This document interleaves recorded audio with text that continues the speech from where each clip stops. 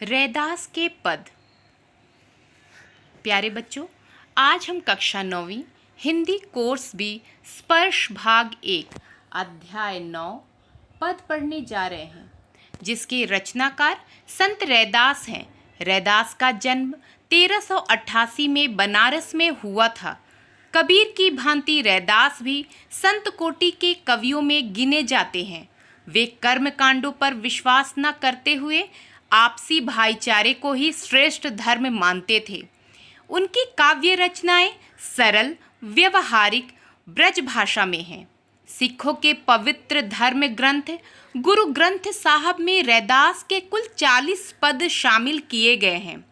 प्रस्तुत पाठ में रैदास के 2 पद लिए गए हैं। प्रथम पद, प्रभु जी तुम चंदन हम पानी में, कवि ने अपने आराध्य अपने भगवान को याद करते हुए उनसे अपनी तुलना की है।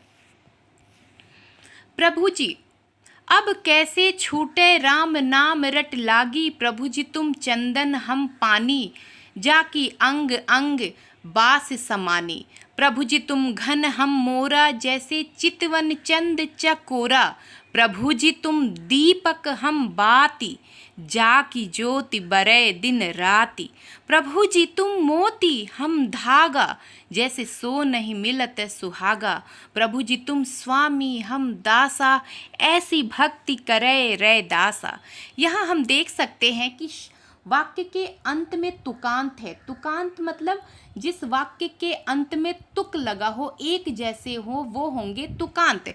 पानी समानी, मोरा चकोरा, बाती राती, धागा सुहागा, कुछ इस प्रकार। अब आते हैं इसके आशय पे, इसके अर्थ पर। अब कैसे छूटे राम नाम रट लागी, प्रभु जी तुम चंदन हम पानी, जाकी अंग अंग बास समानी। संत कवि रैदास स्वयं को दीनहीन तथा प्रभु को सर्वगुण संपन्न मानकर कहते हैं कि हे प्रभु, मुझे तो आपके नाम की रट लग गई है, जो अब किसी तरह छूट नहीं सकती है। प्रभु जी आप तो चंदन हो और मैं पानी हूँ, अर्थात जैसे पानी के साथ मिलकर चंदन का रंग निखरता है, उसी प्रकार भक्तों से प्रभु की महत्ता बढ़ जाती है। प्रभु के चंदन रूप की सुगंध अंग अंग में समा गई है, अर्थात रोम रोम में व्याप्त हो गई है। प्रभु जी तुम घन हम मोरा, जैसे चितवन चंद चकोरा, प्रभु जी तुम दीपक हम बाती, जाकी ज्योति बरै दिन राती। हे प्रभु आप तो घन अर्थात बादल हो और मैं जंगल में रहने वाला मोर हूँ।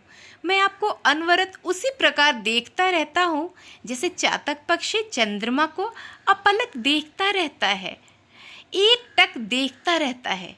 हे प्रभु आप तो दीपक हैं और मैं उसमें जलने वाली बाती हूँ।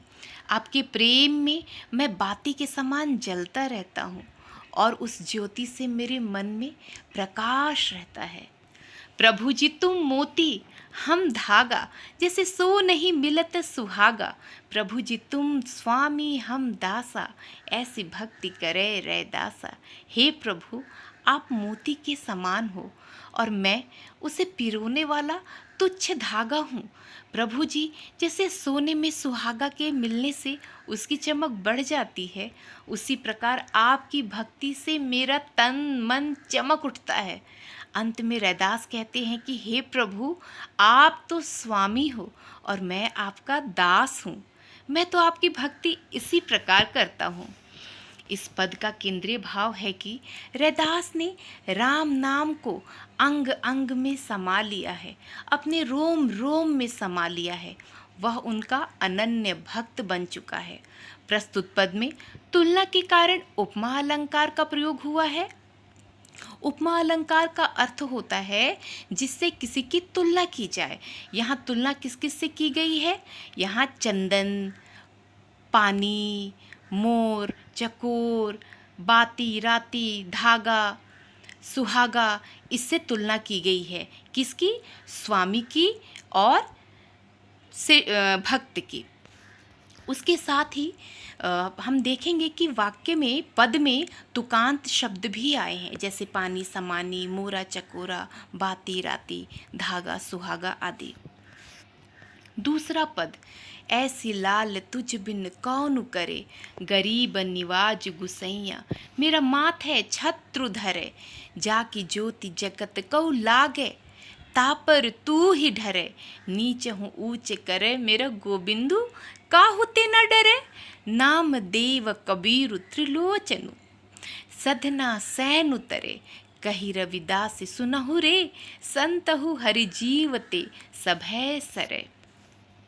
ऐसी लाल तुझ बिन कौन करे। यहाँ हम देख सकते हैं कि यहाँ भी तुकांत शब्द आए हैं, करे, धरे, ढरे, डरे, तरे, सरे।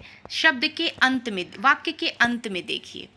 तो अब आते हैं इसके आशय पे।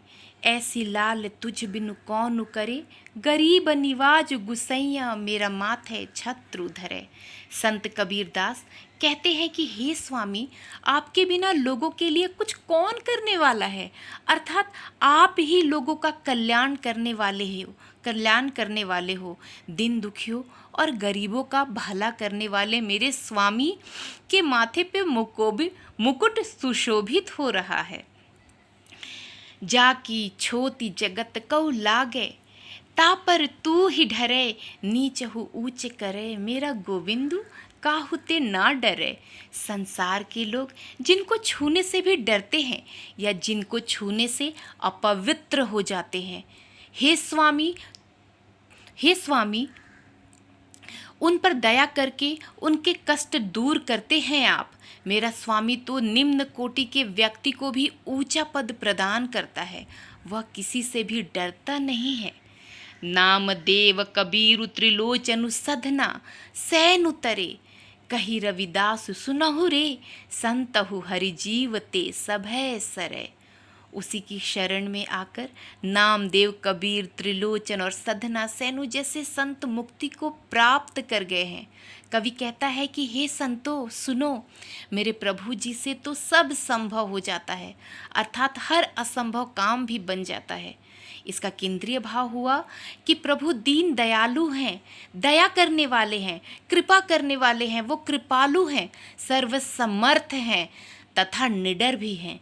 वह रैदास जैसे नीच प्राणी को भी उच्च कोटि का संत बना सकते हैं। शुरुआत में ही मैंने बताया कि पद में तुकांत भी आए हैं, जैसे करे, ढरे, ढरे, डरे, तरे आदि। उम्मीद है कि पद आप समझ पाए होंगे। धन्यवाद।